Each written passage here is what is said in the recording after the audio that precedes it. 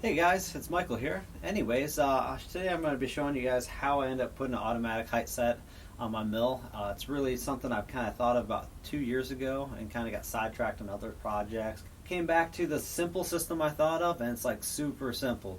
70s technology. Telstar Tennis with digital scoring, variable speeds. Telstar Hockey. Nothing crazy here.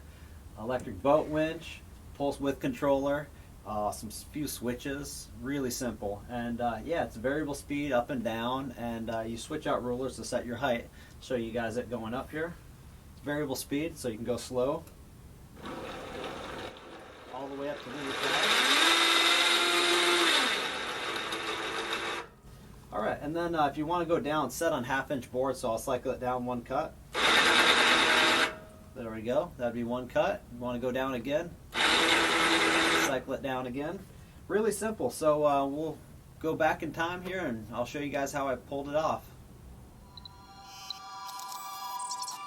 So these are the main components I have for this power height adjustment, and it should be able to set my board heights that I want. It's a little confusing to explain here, so once I have it all set up I'll go over it again how it all works. But mainly I have a cheap Harbor Freight winch. My buddy Dave gave me this one, of course. One of his friends gave it to him. They're about 50 bucks to buy new. I'm just running off of this battery right now, but it's going to be run off the mill battery. A pulse width modulation controller to handle the forward and reversing. It's got relays in there. It's got a speed control on here. That all comes stock on that part. And I have a small micro switch, which I'll be using, and a bypass switch. And that's pretty much all the components I'm going to be using on here. And of course my yardsticks. These are about 3 bucks at Harbor Freight, and I'm going to cut little notches in them representing the board height, and I'll kind of show you guys as I build this how it all functions, and you'll have a better understanding. So stick around, check it out. This will probably be the last time I use this winch to lower the mill down. You know, it's not hard to crank the mill up and down. It's just kind of cumbersome because, you know, I got a lock here, got to lower it, find the location on the ruler where you want, and sometimes adjust it a little bit. So it'll be really nice just up and down to where I want, and then have that auto set for cutting lumber off of cants. So we'll get cutting on this in just a moment.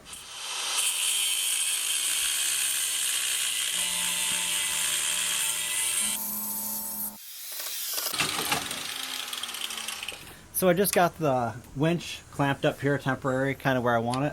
And I'm going to free spool it to get rid of the original cable that was on it. I'm going to use the stuff I've been running on my mill.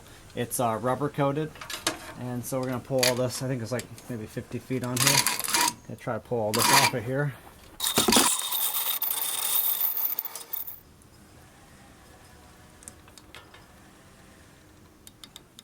So I got this winch where I want it, and I'm going to mark the holes here, and I'm going to bolt it. One reason is I don't feel like packing the welder up here right now and running an extension cord. And another thing is, if something goes out the gearbox or the motor stops working, I can just unbolt it with 2 bolts and put a new one on.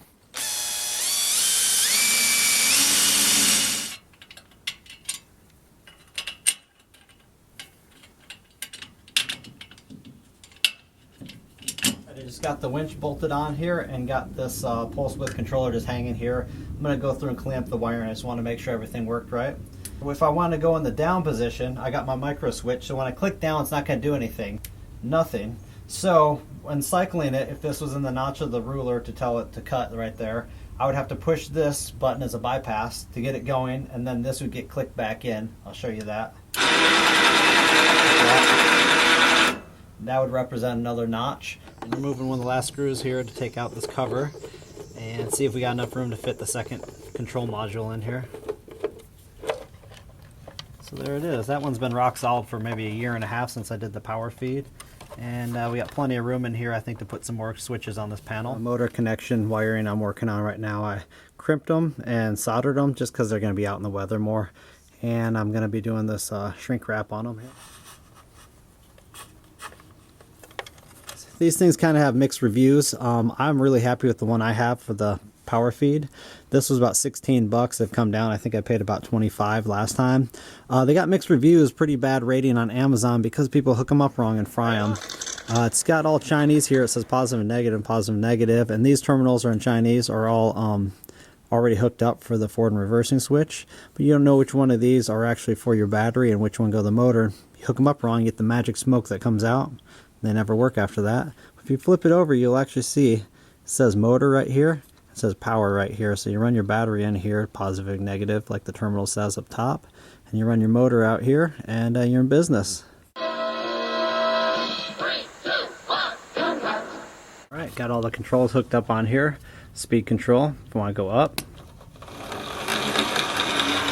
There's the mill up. Now, this is just kind of trial and error. I just got a little limit switch hooked up back here, and it's on a little slide so you can slide it up and down. Just got a C-clamp holding this on here right now. Got these little notches on here. I'm going to work this out, how to cut these in a little better. And it should be spaced on 3/4 inch from here down. And so we're going to lower it down. Now it stopped on that little notch. And it won't drop again until I push this button. When I push this button, it'll get it out of the notch. And it'll stop again on the next notch. So I'll push the button again to show you guys that. Here it goes. Alright, push the button again, the next board. And so on. There we go. I got the mill off so you guys can actually hear me. So just imagine the mill's running. We're coming back from making the last cut. Come back in front of the cant. Go to cycle down, push the button. There's our next board. Say you want to cycle again for the next board. And so on.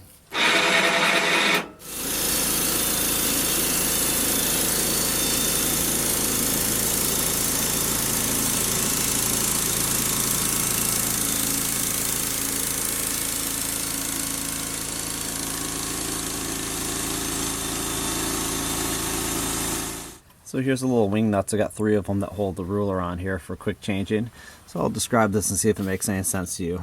Behind these 2 little screws here, these thread into a little limit switch, and I'll show you up close shot of what the switch looks like. But anyways, this, you can loosen these up and slide up and down and zero it. Say if you're gonna first, once you get a cant cut and you want to start from that point, and you just line this up to the notch and you're zeroed. These 2 bolts right here, you can slide the switch in and out to get it set right along the edge of the ruler. So those are adjustments there. So here's the limit switch I started with. You can wire them for a normally open or normally closed. And what I ended up doing was I had the roller going in the notch. It was too much of a detent you had to file out of there. So I ended up just removing this, and you're left with that little button. So it has a shorter throw, but it takes a very little detent to actually trigger it up and down on the ruler. So I've made a few of these rulers so far, and the easiest way to do it is to figure out what your blade kerf is. And for this instance, this one, I'm going to be doing 1/2 inch boards. So I took my calipers here, added 1/2 inch plus the kerf, and that gives me my distance I need to file these notches. I've already filed a few here. So just go through and make a little mark, which I've already marked right here. And then I'll take a triangle style file, 3-sided file, and I'll just go over this little mark 5 or 6 times. And then I'll take the corners and round them off just a little bit with the file by going this way and this way, just to smooth it out a little bit so it's a little smoother notch. And there's another notch there. There's one, there's one, there's one. Real simple. We're nearing the end of the video here, and I want to go over something. I had this plan since early on. When I first built this, I'll give a close-up of the panel here. Got my little stickers on here now, kind of represent what the buttons are. So I showed you guys a bypass button and a rocker switch like this. That came with the stock pulse width controller, and it was not a momentary, it was a continuous switch. Middle positions off and up and down, and so on. Well, there's a flaw to it, is that you could be forgetful, we all can be. I had it in the down position, and the flaw to that is when it was like that, this little switch came out of adjustment and came out of its little notch, and anyways, it ended up cycling the mill down 1 cut when I was making a cut. It only ruined the board, but it could have been worse. So I definitely want to show this. So it's one of those things I had planned since early on. I could see it was going to be a problem, and sure enough I forgot. So here's kind of a workaround on that. So I got my up button. You just push that, you know, you got your variable speed here. So you can speed it up or slow it down. And then you push this once and it'll go to the next notch down. Okay, so once we're in that notch, it's going to stay, and you can push either of these buttons. This was my original bypass, and it still is. This is my down button. You see that none of them will work until you hold this one in, you press this one momentary like this. Now it's the next cut down. You want to go again, you just push that and push that. Next cut down. And if you want to run manual and just fine tune the mill up or down, you push this one to up and then you hold both these and it'll bypass all the notches. So yeah, I think that's a good little improvement. And I got some schematics to show you guys that just kind of drew out and kind of explained to you how I wired this thing. Metal, about 2,000 poly. Right here we had to get a calcon. The difference between the modus simulation and the advice. Modus isn't quite as accurate. It will not latch this data in time. Right, you guys, here's a real basic schematics I drew out so you guys can understand how to wire this thing. Pulse width controller, these are 3 momentary buttons. Here's that normally open button, and here's the ruler with the notches. So the way this normally open button works, and when it's in the notch, it's breaking the circuit. If this slides on the flat part of the ruler out of the notch, it closes the circuit, so it closes and opens that switch.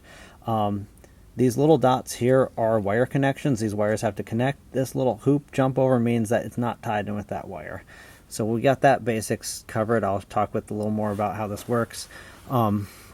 Pretty much the center wire is the wire you want to bridge either one of these two and make the pulse width controller switch directions for forward and reverse or up or down or whatever you want to do. So anyways, the up circuit's really simple. You just take this wire here and you run it down to the button. It's momentary, so once you push it in, you complete the circuit back to this one and it makes the mill head go up. To go down, it's a little different, a little more complicated. This wire comes down here. Okay, right now it's normally open, so it means it's not feeding power back, so we need a bypass to get it out of that notch. And that's where the bypass button comes in. But I wired it after the down button, so you couldn't bump either and cycle in until you had them both held on. And that means that this circuit here comes down, goes to the down button. You have to press that in to get power through to the bypass. And so you hold that one in, you press the bypass button, it bypasses this switch so this one can get back off the notch into the flat position. That's why that's momentary, and you can let off as long as you're holding the down button. The switch will come down to the next notch, and when it gets to the next notch, it will open the circuit again and shut off. So that's what's going on there. I hope that makes sense to you guys.